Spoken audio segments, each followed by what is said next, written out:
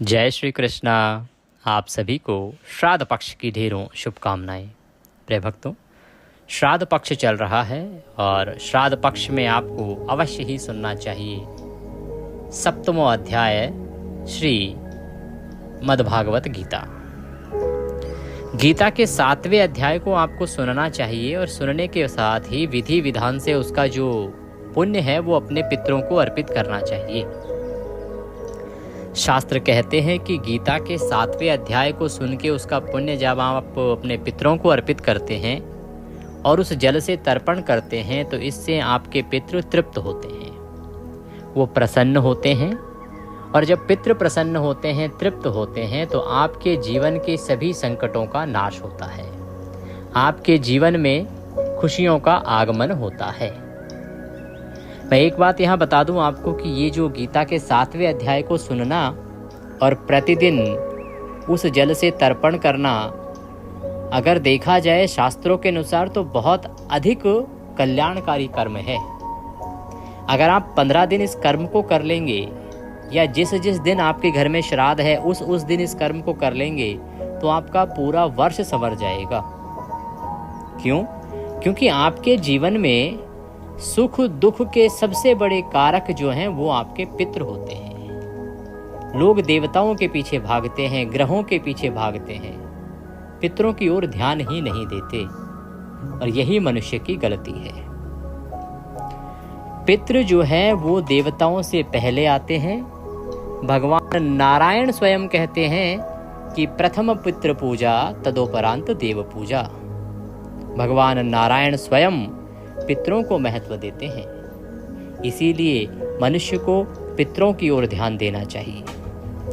विशेष रूप से ये जो 15 दिन का समय होता है श्राद्ध पक्ष वाला, इसमें आपके पितृ आपके घर आते हैं। शास्त्र कहते हैं कि इन 15 दिनों में आपके जो भी पितृ हैं वो आपके घर आते हैं, इस आशा और उम्मीद से कि आप उन्हें तृप्त करेंगे। वो भूखे हैं, प्यासे हैं, उन्हें सांत्वना देंगे, उन्हें स्मरण करेंगे और इससे उन्हें प्रसन्नता मिलेगी। ऐसे में यदि आप उनका तर्पण नहीं करते हैं, विधि विधान से उन्हें जल अर्पण नहीं करते हैं, उन्हें तृप्त नहीं करते हैं, तो वो निराश होते हैं और क्रुद्ध भी होते हैं। और जब पितृ क्रुद्ध होते हैं उस अवस्था में वो आपका अशुभ ही अशुभ करते हैं। कैसे? अगर किसी के पितृ नाराज हों तो उसके जीवन में लक्ष्मी सदा सदा के लिए समाप्त हो जाती है, अर्थात धन संबंधित आर्थिक परेशानियां बहुत विकट रूप से आती हैं। धन आता ही नहीं है, बिजनेस ठप हो जाता है, अनेकों प्रयास करने के बाद भी कुछ नहीं हो पाता। नौकरी करते हैं परंतु पैसे पूरे नहीं पड़ते या नौकरी छूट जाती है।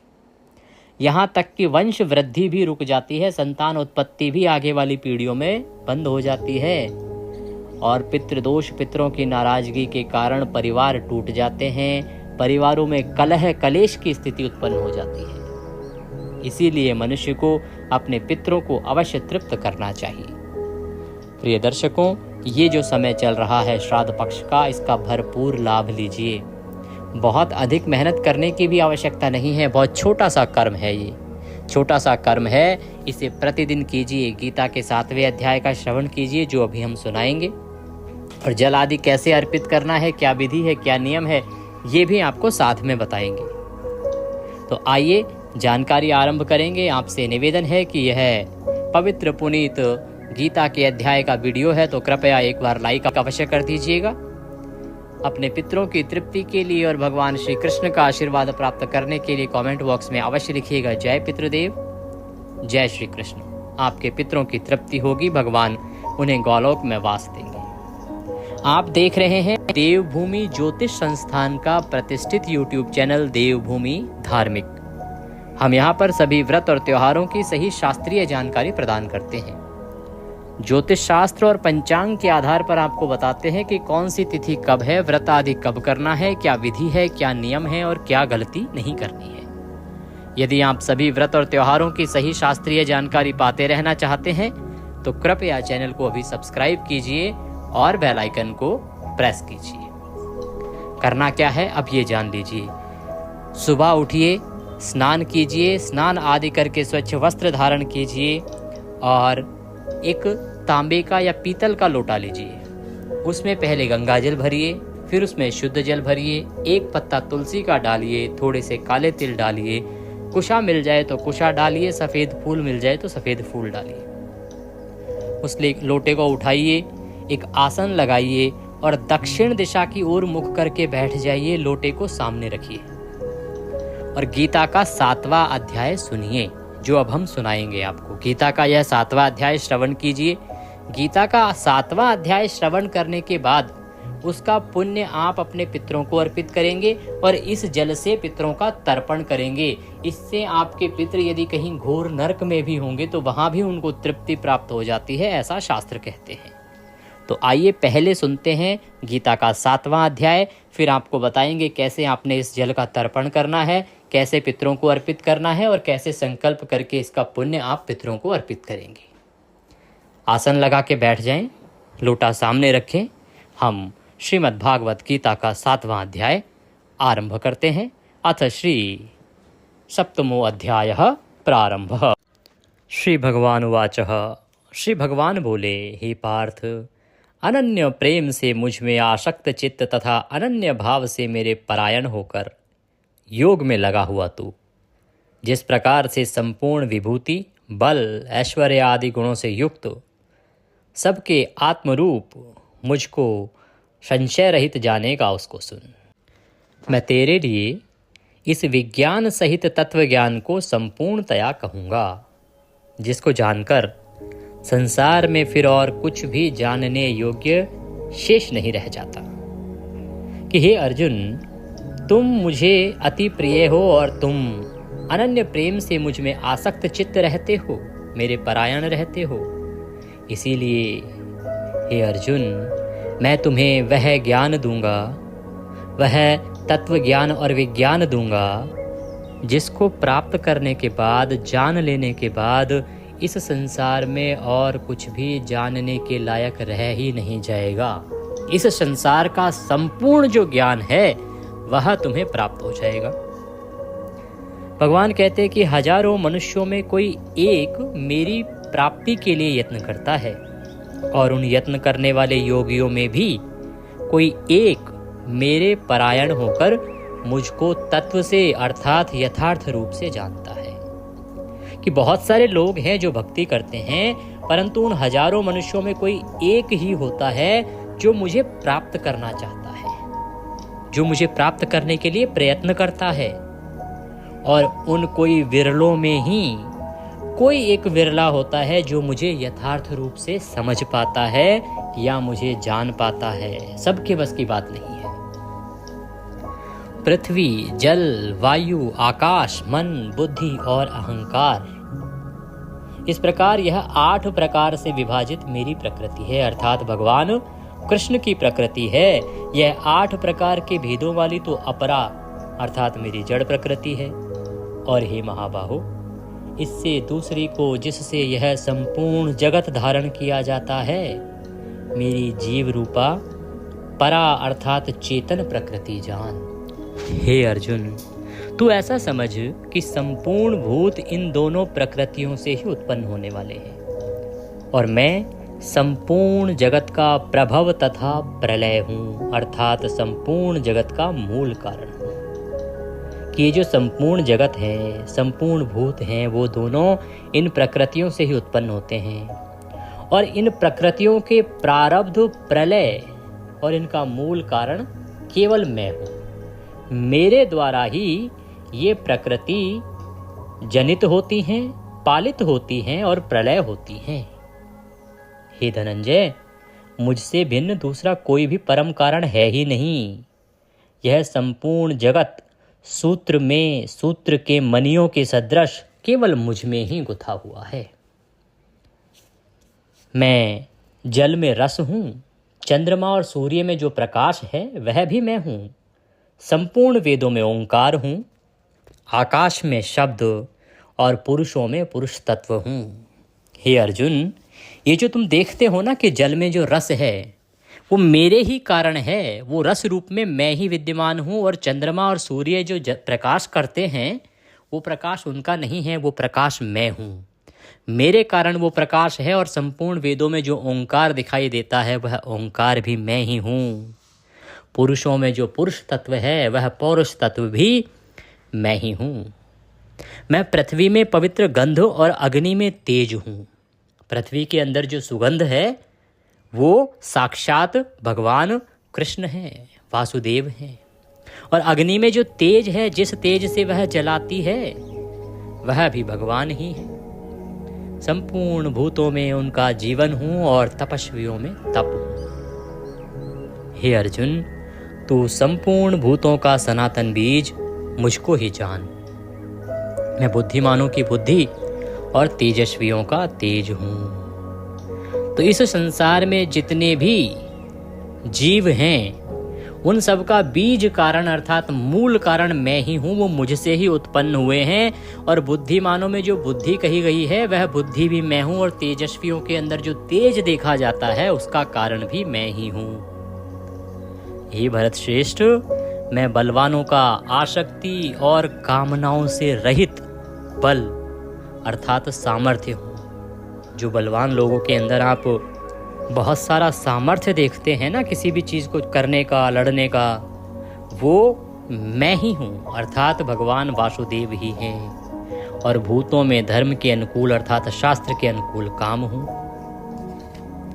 और भी जो सत्वगुण से उत्पन्न होने वाले भाव हैं, जो रजोगुण से उत्पन्न होने वाले भाव हैं और तमोगुण से होने वाले भाव हैं, उन सबको तू मुझसे ही होने वाले हैं ऐसा जान।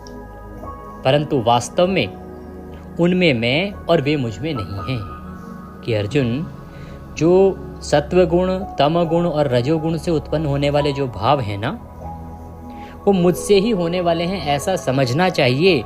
परंतु सच्चाई ये है कि ना तो वो तीनों ही गुण मेरे अंदर हैं और ना ही उन तीनों गुणों में मैं विद्यमान रहता हूँ। अर्थात जिसके अंदर वो तीनों गुण रहेंगे उनमें मैं विद्यमान रह ही नहीं सकता। समझिए, जो तामसी प्रवृत्ति का होगा, जो रजोगुण की प्रवृत्ति का होगा, भगवान उसके साथ नहीं होंगे। गुणों के कार्य रूप सात्विक, राजस और तामस, इन तीन प्रकार के भावों से यह सारा संसार प्राणी समुदाय मोहित हो रहा है। इसलिए तीनों गुणों से परे मुझ अविनाशी को नहीं जानता। ये जो संसार है ये इन तीनों गुणों के वशीभूत हुआ पड़ा है। कोई सात्विक, कोई राजस, कोई तामस। ये तीनों गुणों का प्रभाव इतना है कि पूरा प्राणी समुदाय इसमें मोहित है, इससे बाहर निकल ही नहीं पाता। और इसीलिए इन तीनों गुणों में घिरे होने के कारण मनुष्य मुझ अविनाशी को नहीं जानता, क्योंकि यह अलौकिक अर्थात अति अद्भुत त्रिगुणमयी मेरी माया बड़ी दुस्तर है। भगवान की जो तीन गुणों वाली माया है ना, ये बड़ी ही दुस्तर है। ये किसी को बाहर निकलने ही नहीं देती। परंतु जो पुरुष केवल मुझको ही निरंतर भजते हैं, भगवान कृष्ण को ही निरंतर भजते हैं, वे इस माया का उल्लंघन कर जाते हैं और संसार से तर जाते हैं। जो प्रयत्न करके इन तीनों गुणों से बाहर निकल जाते हैं, सत्य, रज, तम, और भगवान वासुदेव को पहचान लेते हैं, उनकी भक्ति करते हैं, मुक्ति के लिए उनको अवश्य ही भगवान का धाम प्राप्त हो जाता है। वो तर जाते हैं। माया के द्वारा जिनका ज्ञान हरा जा चुका है, ऐसे आसुर स्वभाव को धारण किए हुए मनुष्यों में नीच दूषित कर्म करने वाले मूढ़ लोग मुझको नहीं बचते। कि माया के द्वारा जिन मनुष्यों ने अपना दिमाग खो दिया है, जो माया के वशीभूत हो गए हैं ना, वो एक प्रकार के मूर्ख लोग हैं। और ऐसे मूर्ख मूढ़ लोग मुझे नहीं बचते हैं। ये भरतवंशियों में श्रेष्ठ अर्जुन, उत्तम कर्म करने वाले अर्थार्थी, आर्त, जिज्ञासु और ज्ञानी, ऐसे चार प्रकार के भक्तजन मुझको बचते हैं। उनमें जो नित्य मुझ में एक ही भाव से स्थित अनन्य प्रेम भक्ति वाला ज्ञानी भक्त अति उत्तम है। क्यों? क्योंकि मुझको तत्व से जानने वाले ज्ञानी को मैं अत्यंत प्रिय हूँ और वह ज्ञानी मुझे अत्यंत प्रिय है। ये सभी उदार हैं, परंतु ज्ञानी तो साक्षात मेरा स्वरूप ही है, ऐसा मेरा मत है। क्योंकि वह मदगत मन बुद्धि वाला ज्ञानी भक्त अति उत्तम गति स्वरूप मुझ में ही अच्छी प्रकार से स्थित रहता है। बहुत जन्मों के अंत के जन्म में तत्व ज्ञान को प्राप्त पुरुष सब कुछ वासुदेव ही हैं, इस प्रकार मुझको भजता है, वह महात्मा अत्यंत दुर्लभ है। भगवान कहते हैं कि एक जीव के अनेकों जन्म होते हैं, परंतु इतने जन्मों को तो छोड़िए, अंत के जन्म में भी वह तत्व ज्ञान को प्राप्त नहीं कर पाता। यदि अंत के जन्म में भी तत्व ज्ञान को प्राप्त पुरुष ये समझ ले कि सब कुछ वासुदेव ही हैं, इस प्रकार समझ के मुझको भज ले, ऐसा कोई विरला ही होता है, ऐसा कोई बड़ा दुर्लभ है मिलना। अर्थात मनुष्य जो है अनेकों जन्म में भी ये जान ही नहीं पाता। उन भोगों की कामना द्वारा जिनका ज्ञान हरा जा चुका है, वे लोग अपने स्वभाव से प्रेरित होकर उस नियम की धारणा करके अन्य देवताओं को भजते हैं, अर्थात पूजते हैं। भगवान कृष्ण कहते हैं कि मनुष्य की कामनाएं अनेक हैं और अनेकों कामनाओं को भोगने के लिए उनका जो ज्ञान है वो उन्हीं में लगा रहता है। अर्थात कोई चाहता है धन मिल जाए, कोई चाहता है संतान मिल जाए, कोई चाहता है विदेश घूम आऊं, कोई चाहता है बच्चे आईएएस बन जाएं, आईपीएस बन जाएं, कोई चाहता है मेरा नाम बड़ा हो जाए, कोई प्रधानमंत्री, कोई मंत्री, कोई डॉक्टर। सबकी अपनी अपनी आकांक्षाएं हैं, कामनाएं हैं, और उन कामनाओं के लिए ही मनुष्य काम करता है। मेरा स्वास्थ्य अच्छा करवा दो, मुझे पास करवा दो, भगवान मेरे नंबर अच्छे दिलवा दो, मेरे पुत्र की नौकरी लगवा दो, भगवान मुझे पुत्र दिलवा दो, मेरे पोता हो जाए। यही तो कामनाएं हैं मनुष्य की। तो मनुष्य इन कामनाओं से ही सदा घिरा रहता है और इन कामनाओं को पूरा करने के लिए वो देवताओं को भजता है। किसी ने बता दिया फला जगह चले जाइए, उस देवता को भजिए, आपकी ये इच्छा पूरी हो जाती है। वहां से चले जाएंगे जी, उसी देवता को भजना शुरू कर देंगे, क्योंकि इच्छा पूरी करवानी है। कोई कहेगा इस देवी को भजिए, इस देवी को पूजने से आपकी ये मनोकामना पूरी होती है। चले जाएंगे जी, वहां जाके उसकी पूजा शुरू कर देंगे। तो भगवान वासुदेव कहते हैं कि जो मूर्ख मनुष्य है वो सकाम भक्ति में लगा हुआ है। सकाम भक्ति अर्थात अपनी कामनाओं की पूर्ति करने के लिए भक्ति। आपको कुछ पूरा करवाना है, इसके लिए आप भक्ति करते हैं, भिन्न भिन्न देवताओं को पूजते हैं। भगवान कहते हैं कि जब जो भक्त जिस देवता को पूजता है, श्रद्धा से पूजता है, तो मैं उसकी भक्ति को उसी देवता के प्रति स्थिर कर देता हूँ कि फिर मैं उसको भी छेड़ता नहीं, मैं भी उसकी भक्ति को उसी के प्रति स्थिर कर देता हूँ। वह पुरुष उस श्रद्धा से युक्त होकर उस देवता का पूजन करता है और उस देवता से मेरे द्वारा ही विधान किए हुए उन इच्छित भोगों को निसंदेह प्राप्त करता है। कि फिर मनुष्य क्या करता है, उसी देवता को भजता है, पूजता है, और फिर उसकी इच्छाओं की पूर्ति होती है या जो भी उसको मिलता है वह उसे लगता है कि उस देवता के द्वारा दिया जा रहा है। परंतु हे अर्जुन, वस्तुतः वह मेरे द्वारा ही विधान किए हुए भोगों को भोगता है। जो भोग मैंने विधान किए हैं उसके लिए, जो भोग मैंने उसके लिए अपनी इच्छा से बनाए हैं, उन्हीं को वह प्राप्त करता है। उसे लगता है कि अमुक देवता दे रहा है और इससे वो उस देवता को पूजता चला जाता है। परंतु उन अल्प बुद्धि वालों का वह फल नाशवान है तथा वे देवताओं को पूजने वाले देवताओं को प्राप्त होते हैं। कि उन देवताओं से जब वो पूजा करते हैं, जो भोग पाते हैं, वो आज नहीं तो कल नष्ट हो जाना है। धन है यहीं रह जाना है। किसी के लिए आपने राजगद्दी मांगी, वो यहीं रह जानी है। आपने पुत्र मांगा, पुत्र यहाँ रह जाएगा, आप तो चले जाओगे। आपने पोता मांगा, पोता तो मिल गया, पर आपको क्या मिला? मृत्यु पर्यंत मोक्ष कैसे प्राप्त होगा? अपने लिए क्या मांगा आपने? भाई चंद दिनों का सुख है, ठीक है, आप खेल लिए पोते पोती के साथ, पर आपका भविष्य तो भगवान के साथ होना चाहिए। आपको तो भगवान के सानिध्य की आवश्यकता है। पोते पोती कब तक रखेंगे? 2 साल, 4 साल, 6 साल, 10 साल, 15 साल। अंत में आपको धाम जाना है। परम धाम जब जाओगे तो वहाँ क्या लेके जाओगे? आपकी मुक्ति कैसे होगी? तो भगवान कृष्ण कहते हैं कि जो देवताओं को भजता है वो देवताओं के ही धाम को प्राप्त होता है, और मेरे भक्त मुझे चाहे जैसे मर्जी भजें वो मुझे ही प्राप्त होते हैं। बुद्धिहीन मनुष्य मेरे अनुरूप, मेरे अनुत्तम अविनाशी परम भाव को ना जानते हुए मन इंद्रियों से परे मुझे सच्चिदानंदन घन परमात्मा को मनुष्य की भांति जन्म कर व्यक्ति भाव को प्राप्त हुआ मानते हैं। कि ये जो अज्ञानी जन समुदाय है ये समझता है कि मैं मृत्यु को प्राप्त होता हूँ फिर जन्म लेता हूँ। इस प्रकार से ये मुझे जानता ही नहीं है।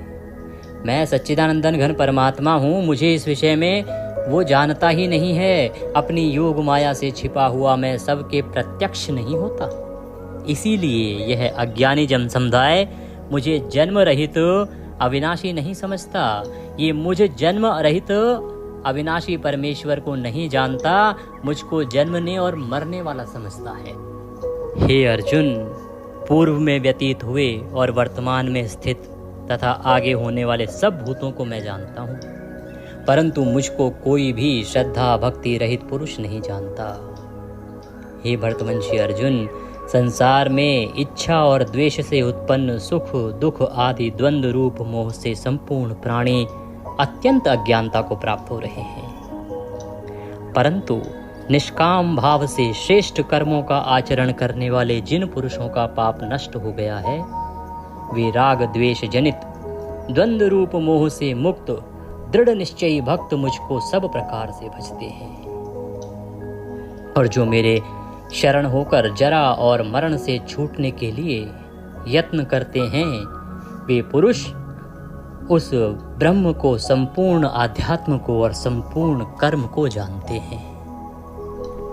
जो पुरुष अधिभूत और अधिदैव के सहित तथा अधियज्ञ के सहित मुझे अंत काल में भी जानते हैं वे युक्ति चित्त वाले पुरुष मुझे जानते हैं, अर्थात मुझे प्राप्त हो जाते हैं।